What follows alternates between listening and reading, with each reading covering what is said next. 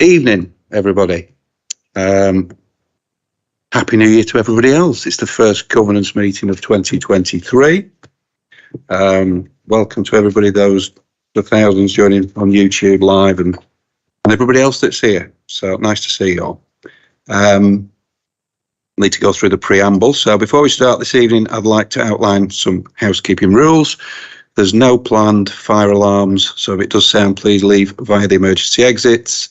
And can I request that all mobiles are kept on silent or switched off? Thank you. Members of the committee are attending in person here with officers and external auditors. I think we've got Georgia on Teams. Other members of the council may also dial into the meeting via Teams to observe and or participate in the meeting. Please note the public part of this meeting is live streamed on YouTube. The web link for this can be found on the council's website. Members on Teams are asked to keep their microphone on mute and only unmute when they wish to speak. Could I remind members to unmute themselves once they've finished speaking to enable the meeting to proceed smoothly?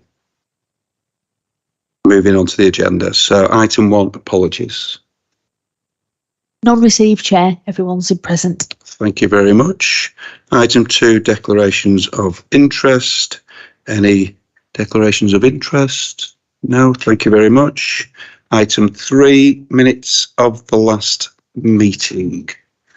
I have the minutes in front of me for approval. Are there any points of accuracy from those minutes? Councillor Ogilvie.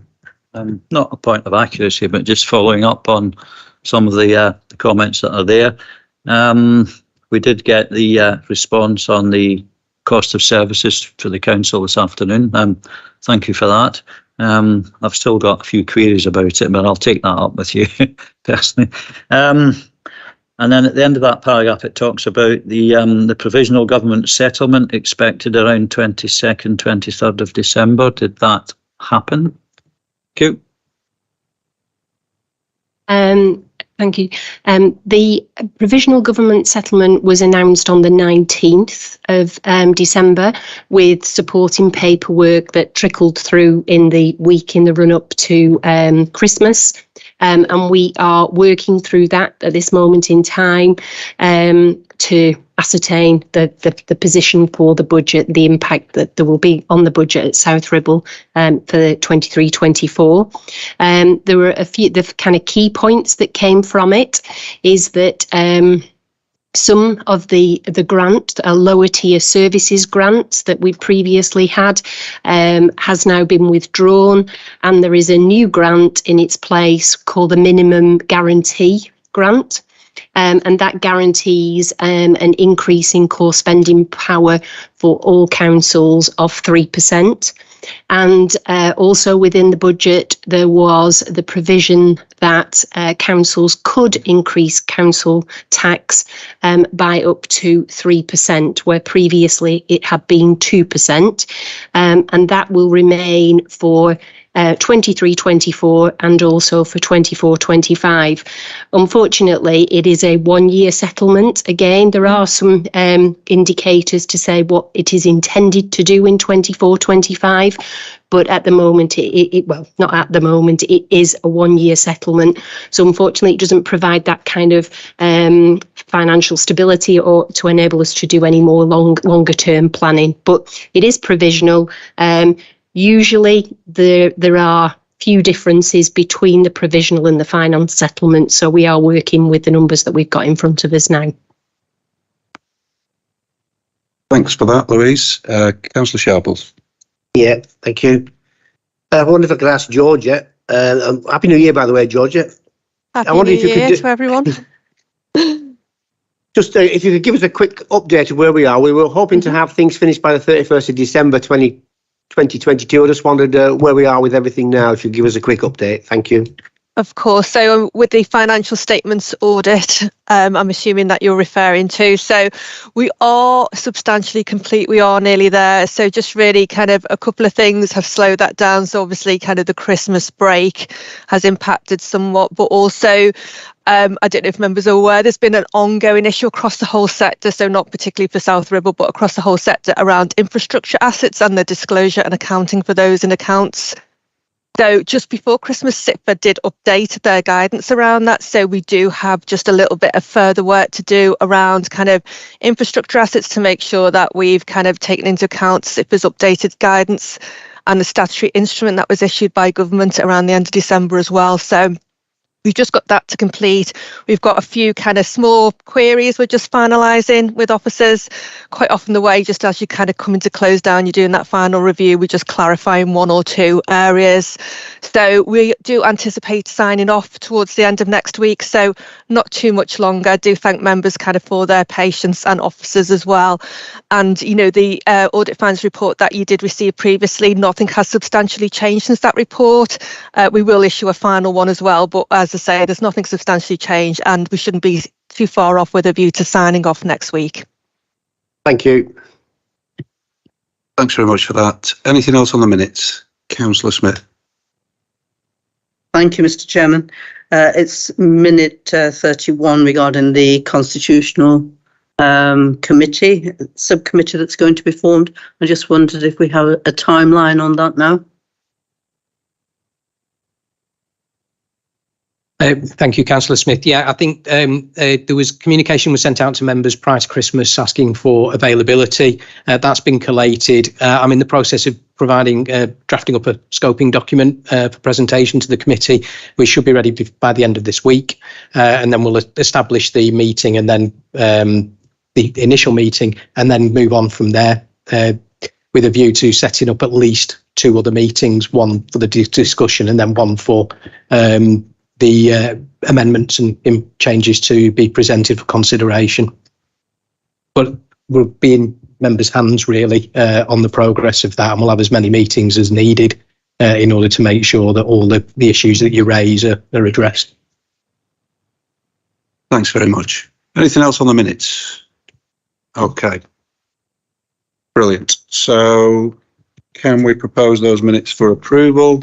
Somebody to propose, somebody to second. Thanks very much, Councillor Sharples. Seconded by Councillor Shaw. Thank you very much. That moves us on to item 4, Homes England Compliance Audit, Mackenzie Arms. Louise is going to present this for us. Thanks, Louise. Thank you, Chair. It's a very brief report just to update on the outcome of a Homes England compliance audit. These are selected at random, and one was selected on the Mackenzie Arms project. We had to provide Homes England with lots of information about the grant received and how we had expended that to ensure that it complied with the grant conditions, which it did, and there were no breaches recorded, and the report is green, confirming that it met all of their requirements. And a requirement at the end of the audit is that it is brought to members charged with governance, so yourselves, to acknowledge receipt. Thanks very much, Louise. Any questions or comments for Louise on this item? Councillor Ogilvie? Yeah, as has been explained, it's a very brief report. Would it be possible, just for our information, could we see what the questions are actually on the audit? Yeah, I'll be able to pull something together and circulate that. That's fine. Thank you. Thank you. Anything else? Councillor Shaw? Yeah, sorry, on a similar thing, I appreciate that their audits are confidential and they want them to be kept confidential. But the report, it's great that it says all green, but without that information, it doesn't actually tell us much. So, yeah, I'd be grateful for that information as well. Thanks. Okay, we'd all welcome that extra information, but green is good. Green is good at this point. Any other comments or questions for Louise on this? Members not on the committee, members online. Okay, thanks very much. So I think we're just noting, or do we need to formally acknowledge this receipt of the report? Yes. Okay, and note that there are no breaches. It says on my script to ask for a proposer and a seconder, so I'll do that. Oh, propose. Councillor Shaw to second. Thank you very much.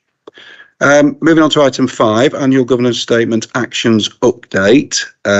You can find this on page 15 of the agenda, and Chris is going to present this item. Thank you, Chair. Yes, as the title suggests, This is simply an update on the progress of the implementation of the management actions that were approved connected to the annual governance statement that members received in May of last year. Members will recall there were a number of themes and areas for improvement that were identified within the annual governance statement and suggested improvements attached to those. The table at paragraph 6 on page 16 details the progress to date against those improvements. It is only a in-year update report. There'll be a full update to members at the conclusion of the annual governance statement period. I'm happy to take any questions on the update, Chair. Thanks very much. Do we have any questions? Councillor Ogilvie.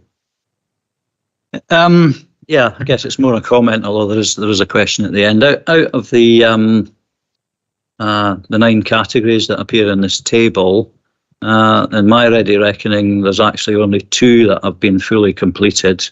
And bearing in mind that we're now effectively into Q4, what confidence do we have that all these actions will actually be completed within the appropriate financial year? Thank you. Thank you, Chair. I make no promises that they will all be completed within year, because that's not my style to come and apologise later for something that I promised to do. But you'll see from the progress of the table, the actions that have been taken, some of the failure to close some of these actions off is because of other teams. In particular, if you know, there's a need for IT to support some of the implementation of these actions. The actual development work's been done, it just needs to go live, and this is dependent on some of the IT works that's currently being undertaken, so it just needs to be scheduled in. None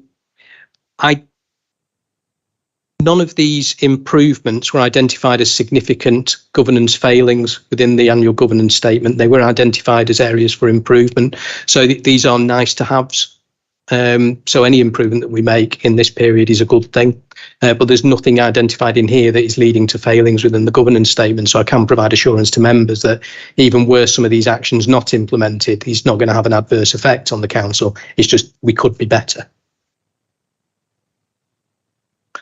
Just one further comment on that. We'll come to it on the next item. You say that none of these things are significant, but contract management system is one of the items on that table, and we will have a lengthy discussion shortly.